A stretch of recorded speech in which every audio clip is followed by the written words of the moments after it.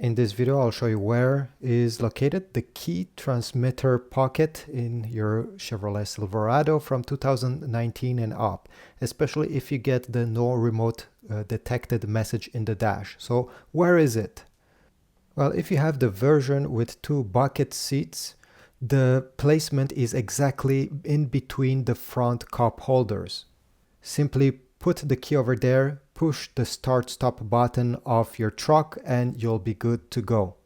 If your truck has 3 seats in the front, the middle seat has a seat cushion that lifts up, and you're going to find a small slot over there where you need to input the key.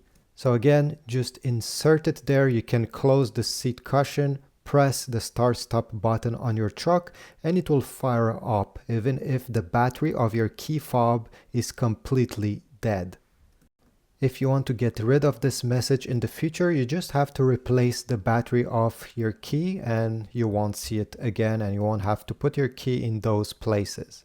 So thanks for watching. Please leave a like, subscribe, and comment down below.